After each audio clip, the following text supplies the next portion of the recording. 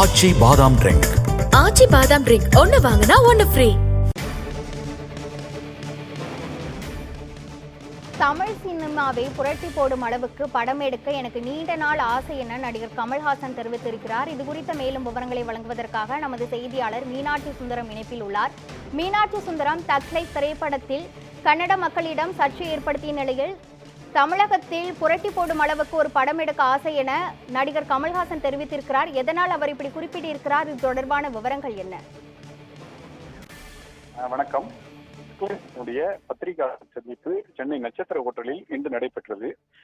தமிழகத்தில் மட்டுமல்ல, வெளிநாட்டிலும் வெளி மாநிலங்களிலும் தக்கலை சம்பந்தப்பட்ட பல பத்திரிகையாளர் சந்திப்பு நடந்தாலும் இன்றைய பத்திரிகையாளர் சந்திப்பு மிகவும் முக்கியத்துவம் வாய்ந்ததாக கருதப்பட்டது. ஏனெனில் நேற்று தக்கலை விவகாரத்தில் கர்நாடக ஹைகோர்ட் கொடுத்த தீர்ப்பும், அதைத் தொடர்ந்து தக்கலை படம் அங்கு வெளியாகாததும், கர்நாடக பிலிம் சேம்பர் மற்றும் தமிழ் சினிமாவுக்கு இடையேயான அந்த மோதல் போக்கும் விஷயமாக இன்று சென்னையில் நடந்த பத்திரிகையாளர் சந்திப்பில் அது குறித்து கமலஹாசன் விரிவாக பேசுவார்.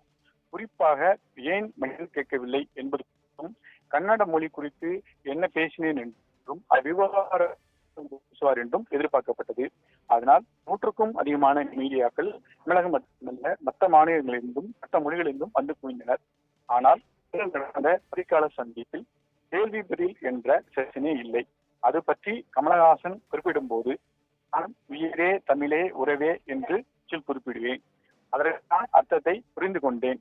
நான் நிறைய பேச வேண்டியுள்ளது, குறிப்பாக தக்லை பற்றி அல்லாதது பேச வேண்டியுள்ளது. ஆனால் அதற்கான நேரம் இதுவல்ல. உரிய நேரத்தில் தமிழனாக பேசுவேன் என்று ஒரே வார்த்தையோடு அந்த பிரச்சனையை முடித்துக் கொண்டார். குறிப்பாக தக்லை கர்நாடக விவகாரம் ஹைகோர்ட்டில் இருப்பதால் சட்ட சிக்கல்கள் காரணமாகவும் அப்படம் நல்லபடியாக வெளியேற ஆக வேண்டும் பற்றி கமலஹாசன் இன்று பேசவில்லை. பத்திரிகையாளருடைய கேள்விகளுக்கும் பதில் சொல்லவில்லை என்று கூறப்படுகிறது. மற்றபடி இன்றைய பத்திரிகையாளர் சந்திப்பில் நீரத்னம், த்ரிஷா போன்றோர் கலந்து கொள்ளாவிட்டாலும் சிம்பு, அசோக் செல்வன் என்போர் கலந்து கொண்டனர். அவர்களையும் படக்குழுவையும் வெகுவாக பாராட்டினார். மருதநாயகம் படம் குறித்தும் அது ஒளிபுரிவாக பணியாற்றிய ரவிச்சந்திரன் குறித்தும் பேசினார். அப்பொழுது தமிழ் சினிமாவையை புரட்டி போட என்று உள்நாடு பல்வேறு கலைஞர்கள் விளையாட்டி இருக்கிறார்கள்.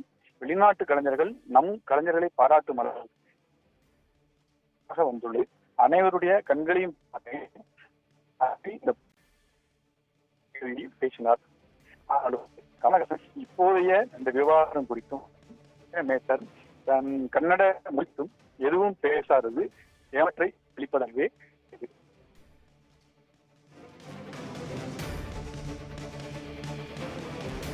சர்வதேச தரத்தில் தக்லை படம் உருவாக்கி உள்ளதாக நடிகர் கமல்ஹாசன் தெரிவித்திருக்கிறார். இது குறித்த முழுமையான விவரங்களை வழங்கியதற்கு நன்றி மீனாட்சி சுந்தரம்.